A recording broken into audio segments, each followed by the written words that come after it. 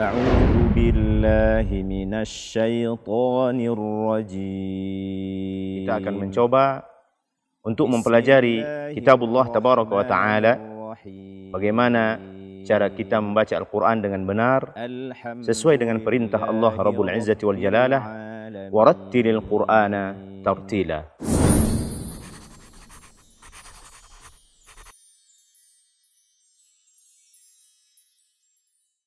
أعوذ بالله من الشيطان الرجيم.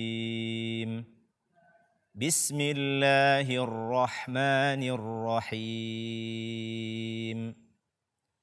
قل هو الله أحد الله الصمد لم يلد ولم يولد ولم يكن له كفوا أحد. Assalamualaikum warahmatullahi wabarakatuh. Alhamdulillahi rabbil alamin. Wabihi nasta'inu ala umurid dunya wad din. Wa nusalli wa nusallim ala nabiyyina Muhammad ibn Abdillah wa ala alihi wa ashabihi ajma'in.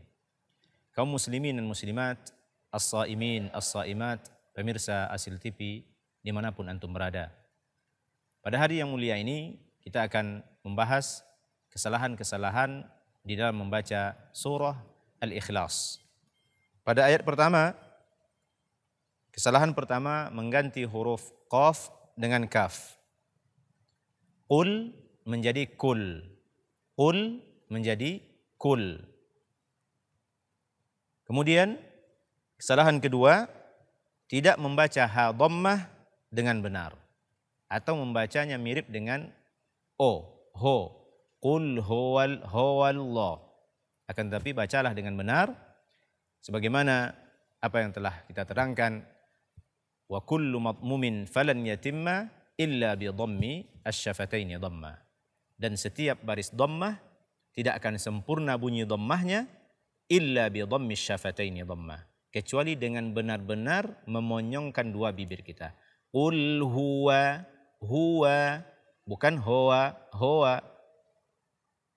Kesalahan ketiga, membaca huruf waw dengan tebal pada kata huwa, karena dia berdekatan dengan lam lafaz jalalah yang dibaca dengan tebal. Qul huwallah. Akan tetapi bacalah waw tersebut dengan tipis karena dia adalah huruf tipis. Qul huwallahu ahad.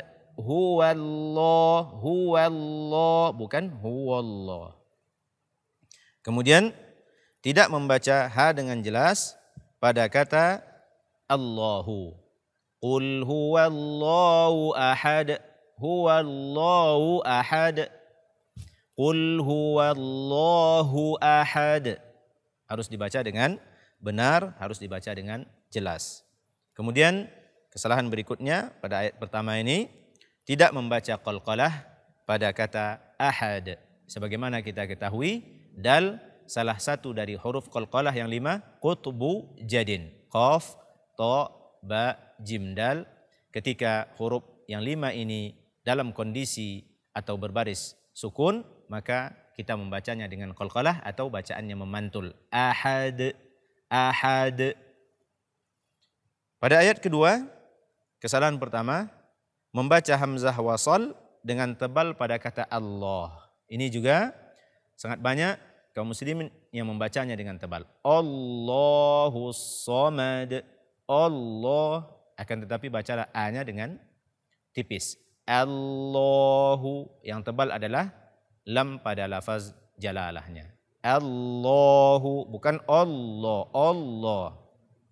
Kemudian kesalahan kedua pada ayat kedua ini, membaca mim dengan tebal pada kata samad, ya, samad.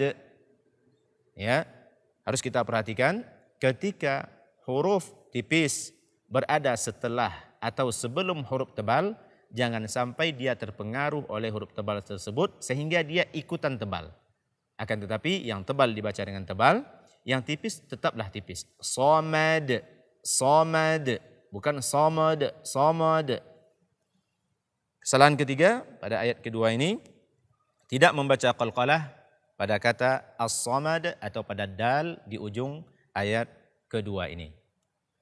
Kaum muslimin dan muslimat, as-saimin was-saimat yang dimuliakan oleh Allah Rabbul Izzati wal Jalalah, kesalahan-kesalahan yang terdapat pada ayat ketiga dari surat Al-Ikhlas, surat yang mulia ini, yang pertama adalah menahan suara pada mim sukun pada kata lam yalid wa lam yulad. Di sini hukumnya adalah izhar syafawi, dibaca dengan jelas mim matinya tanpa menambah dengung. Lam yalid wa lam yulad. Ini tidak dibenarkan karena hukumnya bukan ikhfa syafawi, bukan pula idgham mimi. Jadi dibaca dia dengan jelas, lam yalid wa lam yulad, tanpa ditahan atau tanpa menambah dengung pada kata lam yalid pada mim mati, lam yalid wa lam yulad. Kemudian kesalahan kedua atau kesalahan terakhir pada surat ini, tidak membaca qalqalah pada kata yalid dan yulad.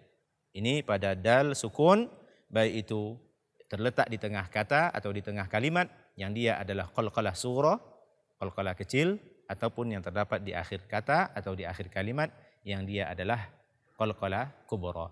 Lam yalid wa lam yulad. Jangan dibaca lam yalid wa lam yulad.